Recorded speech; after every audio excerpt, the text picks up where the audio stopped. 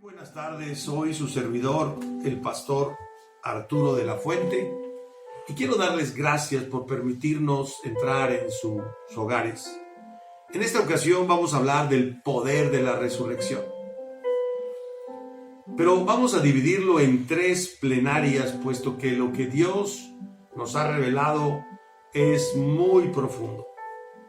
Gracias por permitirnos entrar en su casa y por favor, comparta con alguien esta palabra, comparta con sus amigos, con sus familiares, si le parece bien la palabra, y que Dios le bendiga. Vamos a orar. Padre, en el nombre de Jesús, Señor, te rogamos y te pedimos, Señor, que empoderes la palabra, que pueda llegar a más personas, que le des tu poder para que corra, Señor, a lo largo y a lo ancho, en el nombre de Jesús.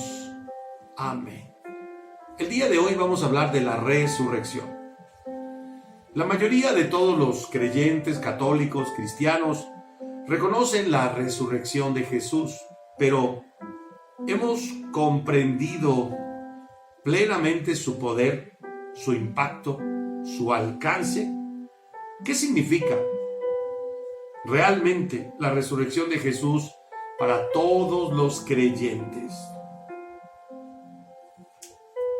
Al resucitar de entre los muertos nuestro Señor Jesucristo para volver al poder eterno a la diestra del Padre, Jesús cumplió una parte importante, vital del plan de Dios: venir a esta tierra y salvar a los hombres de todos sus pecados.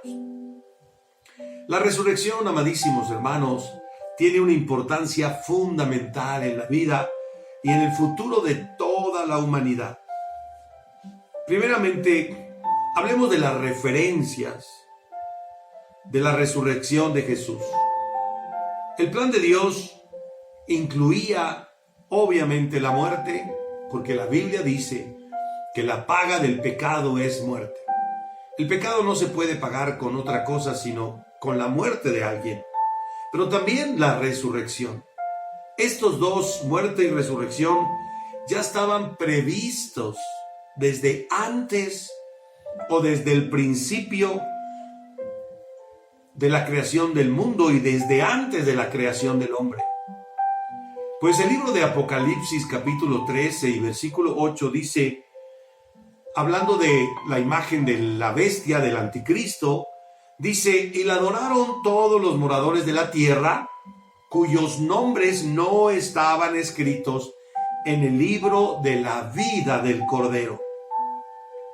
El Cordero que fue inmolado desde el principio del mundo. ¿Sabe? Hay cosas que nosotros nos explotan, nos estallan en la mente. ¿Cómo es que nuestro Señor, dice la Biblia, que fue inmolado, que significa sacrificado, desde antes o desde el principio del mundo? ¿Qué acaso no fue en esa división del calendario grecorromano como antes de Cristo y después de Cristo? La Biblia dice que Dios tenía ya todo preparado desde antes de que usted y yo existiéramos. Aún dice Dios que a usted y a mí nos escogió desde antes de la fundación del mundo. Bueno, la primera profecía o una de las primeras profecías de la resurrección de Jesús, la primera, la encontramos en el libro de Génesis, cuando el diablo engaña a Eva y Dios se presenta y les dice a Eva, a Adán y a la serpiente que pondría una enemistad. Génesis 3:15. Pondré una enemistad entre ti, refiriéndose al diablo, a la serpiente, y la mujer, refiriéndose a Eva, y sus simientes, es decir, sus descendencias.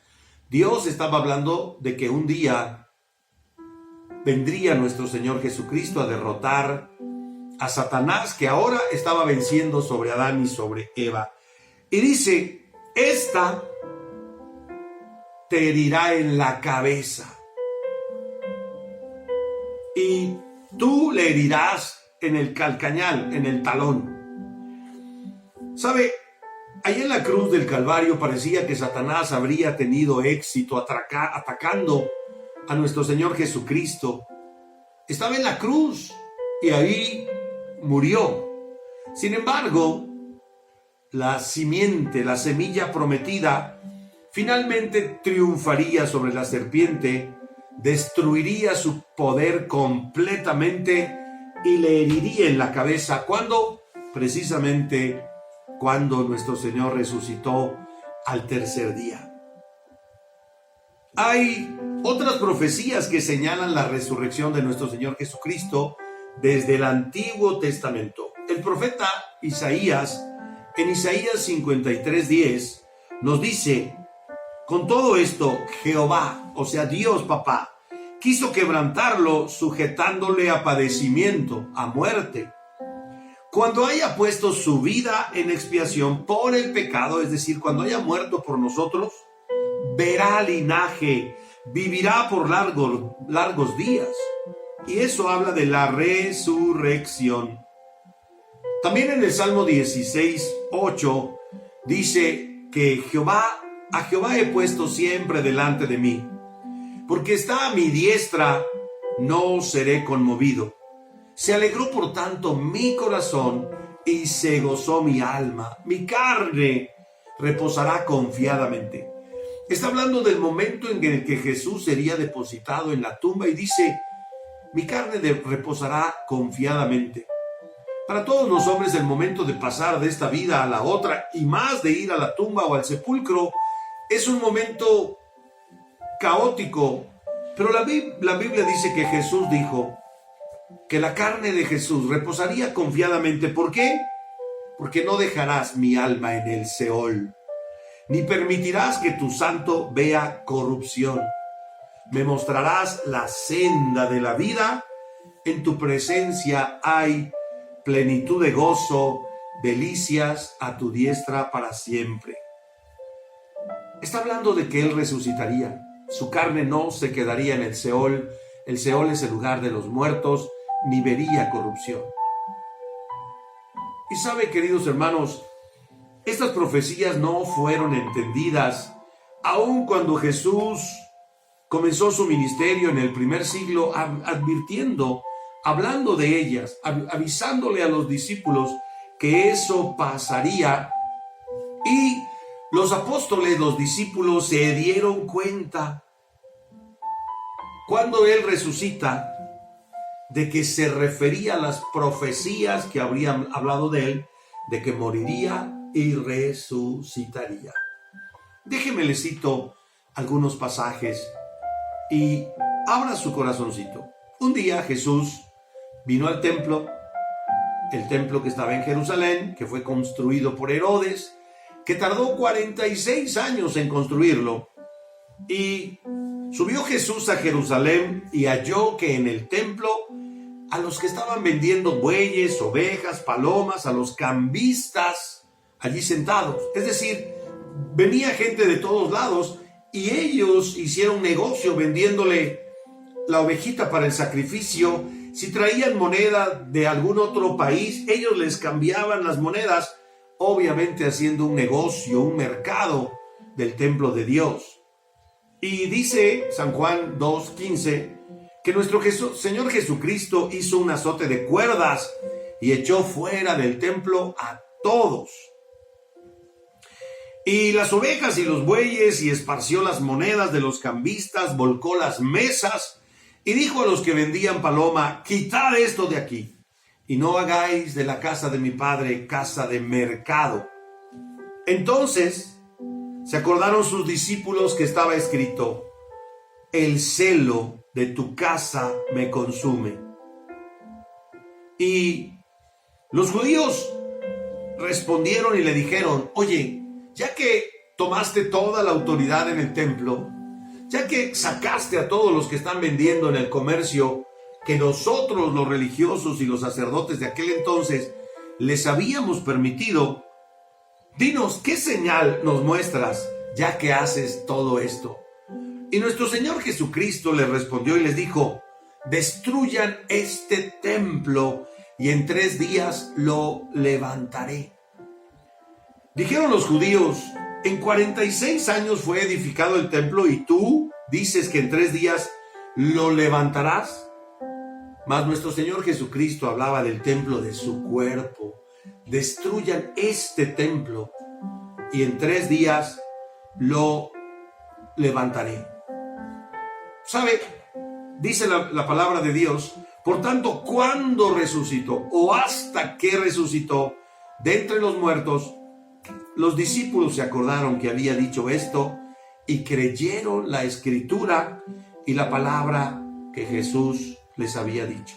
No entendían, por causas que no lo sé, no entendían lo que significaba resurrección. Lo mismo que las autoridades religiosas no entendían el simbolismo de las palabras de nuestro Señor Jesucristo. Se enfocaban en el templo físico y Él hablaba del templo de su cuerpo. Lo mismo, ¿sabe? Aunque les había enseñado a los discípulos acerca de la resurrección, ellos no lo entendían.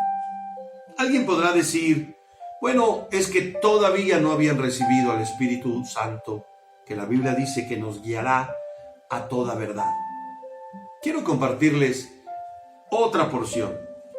Marcos 8:31 dice: y comenzó a enseñarles que le era necesario al Hijo del Hombre, es decir, Jesucristo es el Hijo del Hombre, padecer mucho y ser desechados por los ancianos, por los príncipes, por los sacerdotes, por los escribas, y ser muerto y resucitar después de 3 días.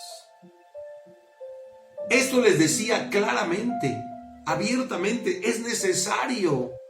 Algo que es necesario es algo que es inevitable. Era necesario que Él pagara por todos nuestros pecados con su vida, muriendo en la cruz.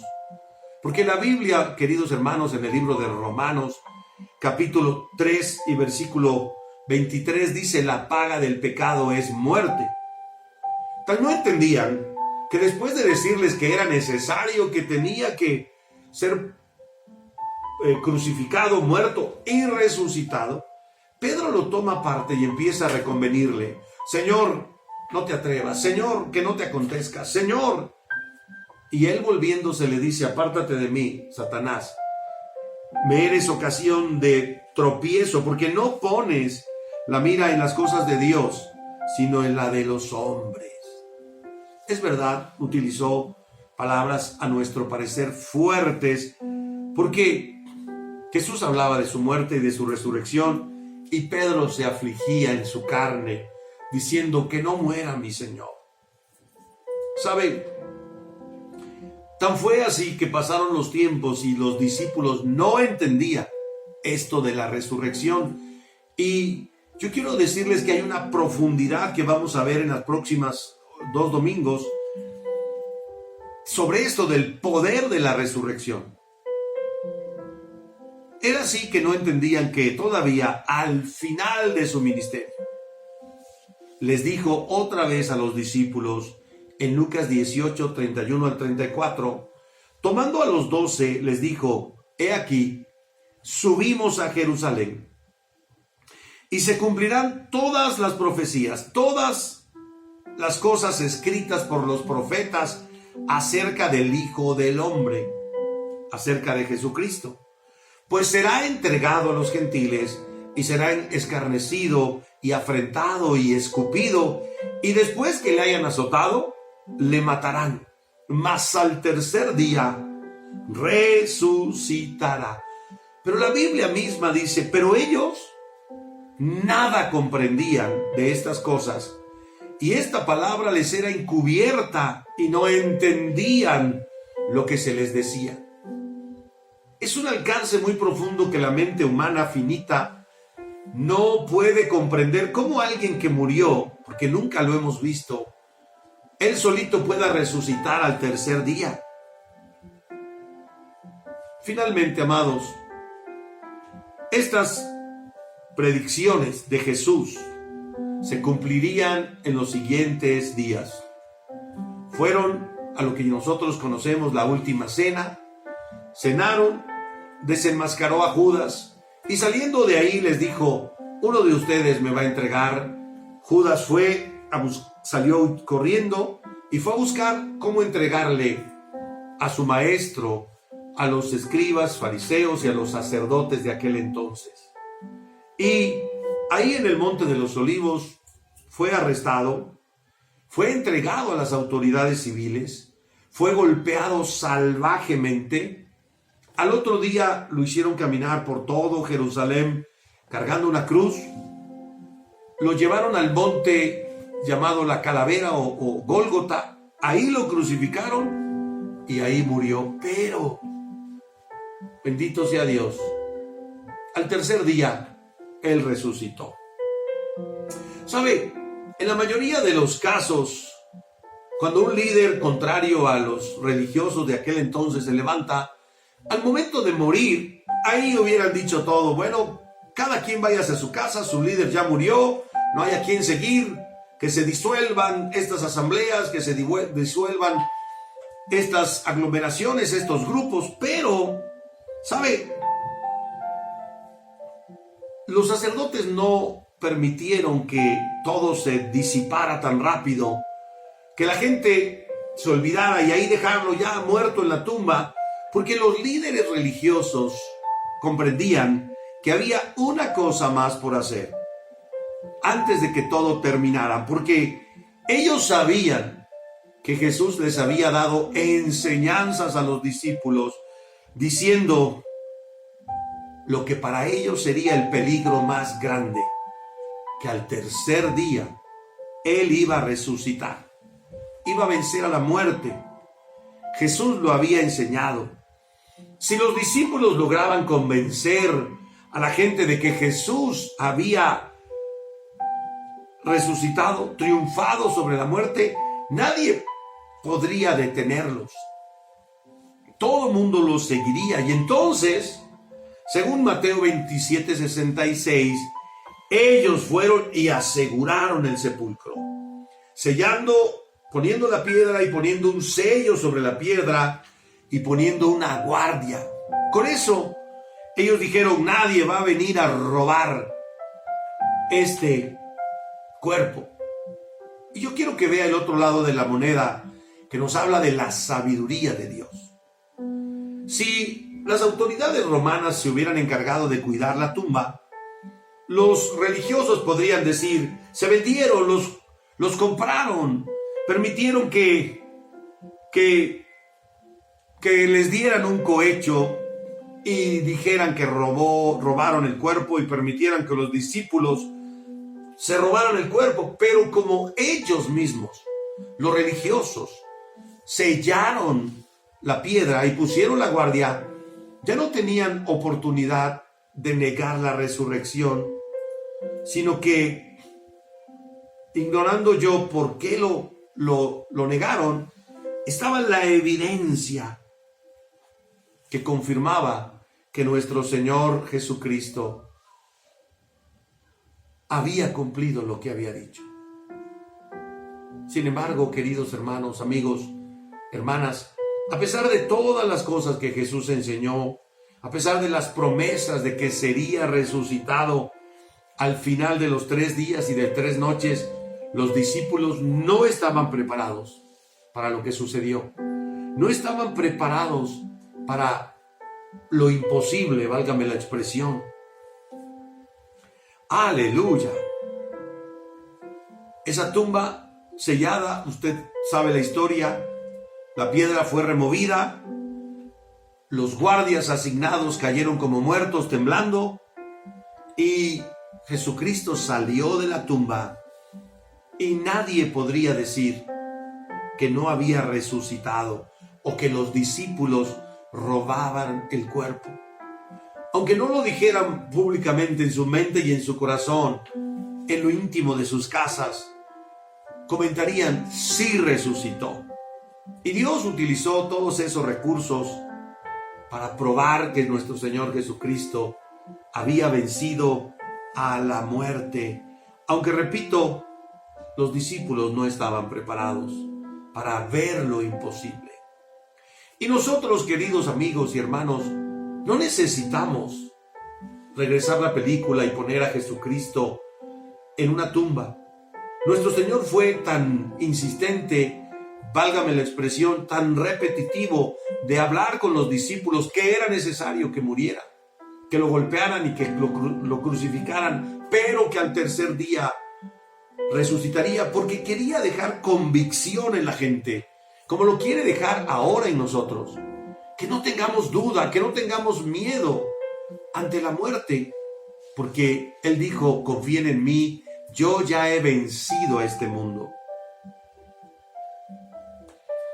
Lucas 24, capítulo 1 al 8, dice que el primer día de la semana, muy de mañana, vinieron al sepulcro trayendo especias aromáticas. Mire, si hubieran creído que iba a resucitar, nadie llevaría especias aromáticas, porque las especias aromáticas son para un cuerpo inerte, muerto, y Él ya había resucitado.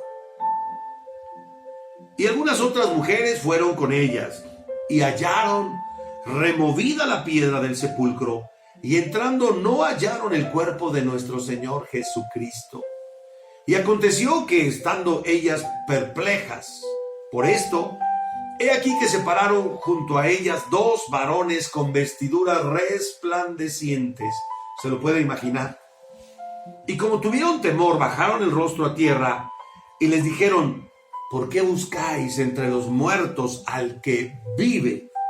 No está aquí, ya ha resucitado. Acordaos de lo que os habló cuando aún estaba en Galilea, diciendo, es necesario que el Hijo del Hombre sea entregado en manos de hombres pecadores y sea crucificado, muerto y resucite al tercer día. Entonces, hasta entonces, se acordaron de sus palabras. Nuestro querido Dios, nuestro querido Señor, insistió en que nosotros tuviéramos la convicción de su resurrección. Caminó con dos por el camino de Maús, que hasta que el Señor partió el pan y oró por ellos y les dijo, necios, duros de corazón, y desapareció. Entonces se dieron cuenta de que era Él y regresaron corriendo a Jerusalén. Luego se apareció estando las puertas cerradas del recinto y estaban 11 de los discípulos, pero no estaba Tomás.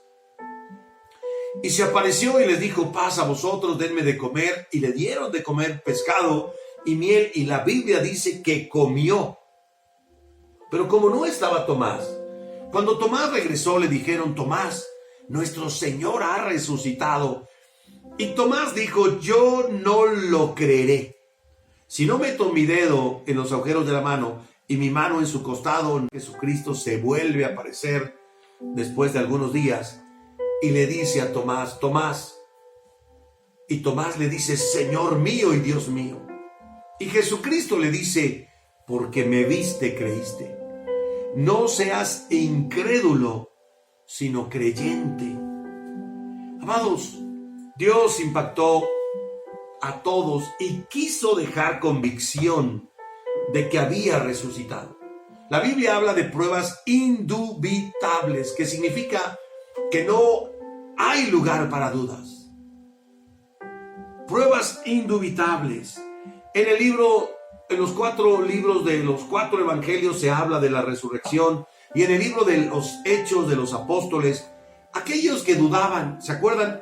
Regresaron las mujeres y les dijeron a Pedro y a los discípulos, ha resucitado, y ellos no creían.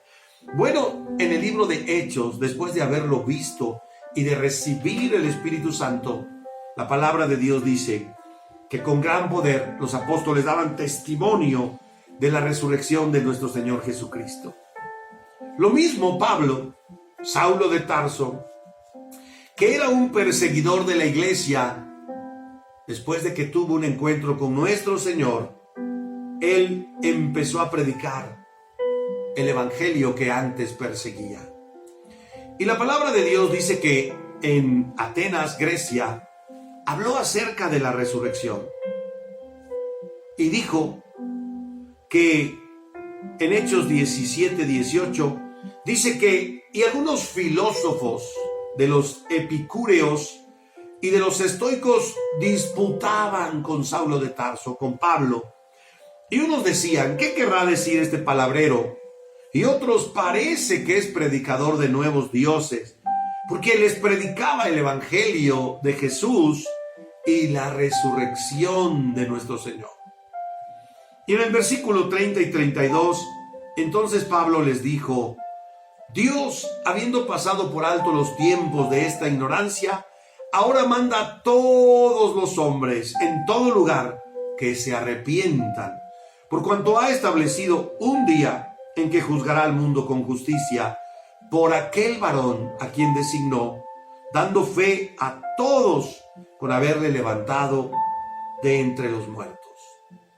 Queridos amigos, el libro de Corintios habla, capítulo 15, habla todo el tiempo de la resurrección, de cómo nuestros cuerpos corruptibles serán vestidos de incorrupción, cómo nuestros cuerpos mortales se vestirán de inmortalidad, cómo nuestros débiles cuerpos se vestirán de poder, y cómo nuestro Señor es las primicias de la resurrección.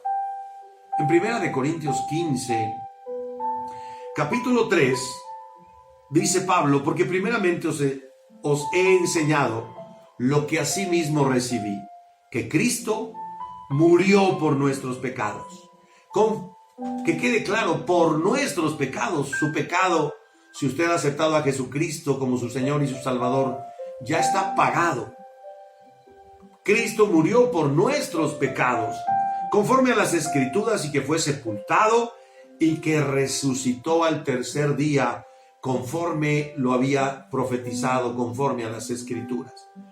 Y que se le apareció primero a Pedro, a Cefas, y después a los 12 apóstoles. Después se le apareció a más de 500 hermanos a la vez, de los cuales muchos viven y aún otros ya duermen.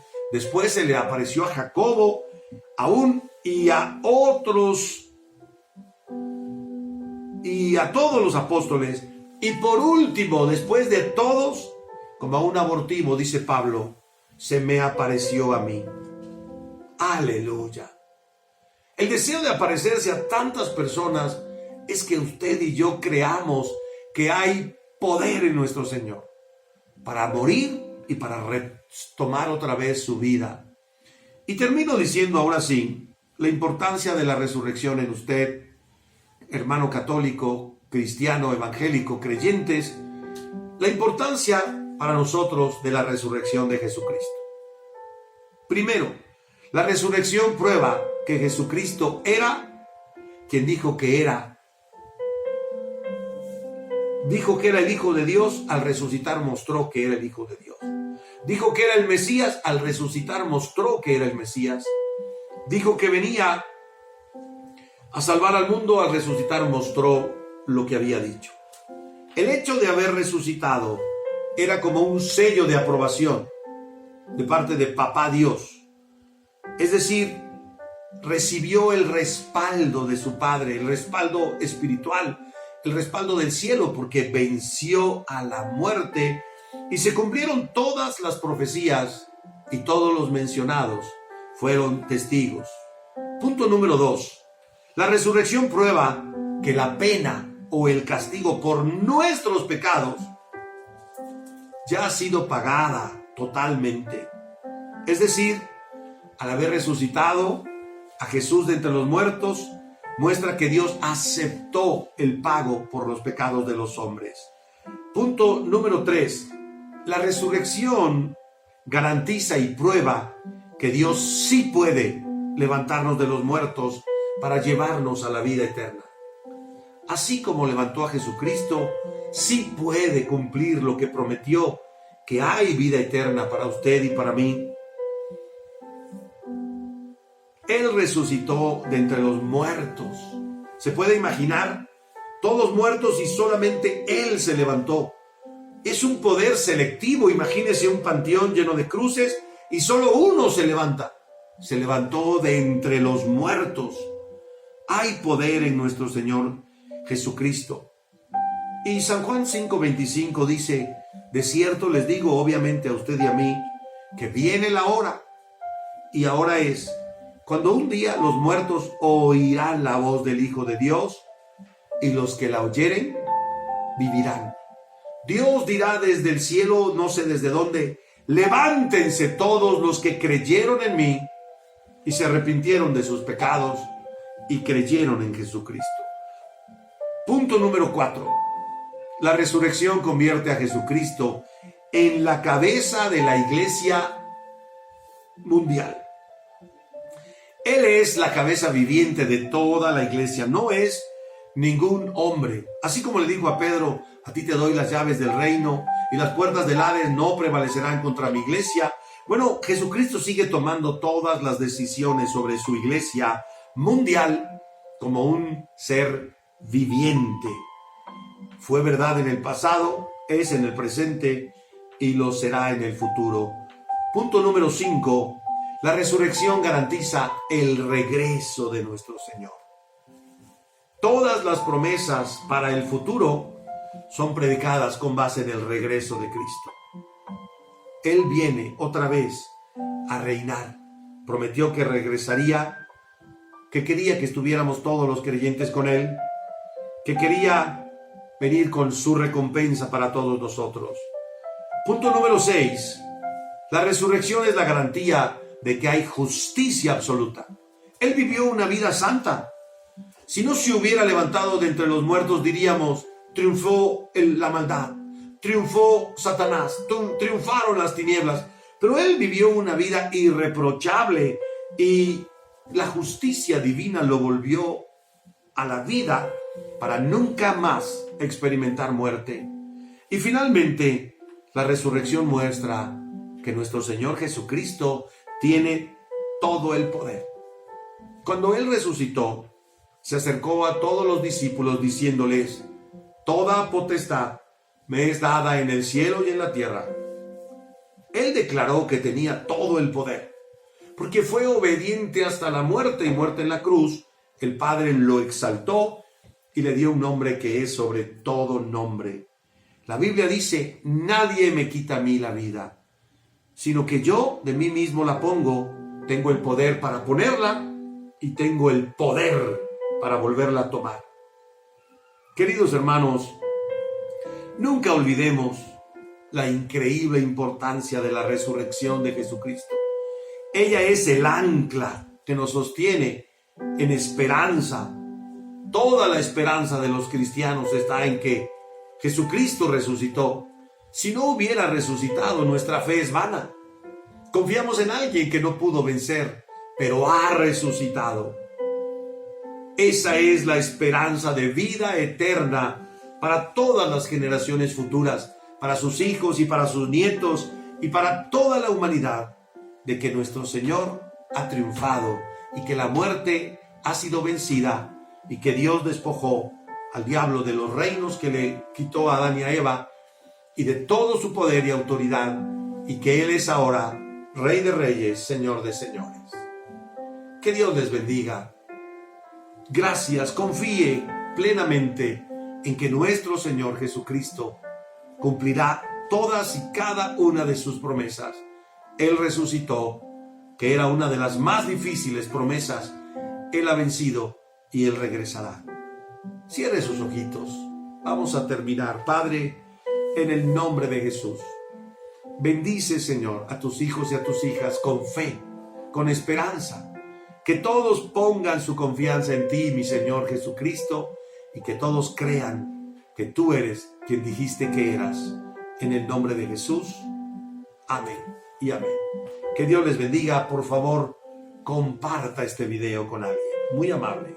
Gracias.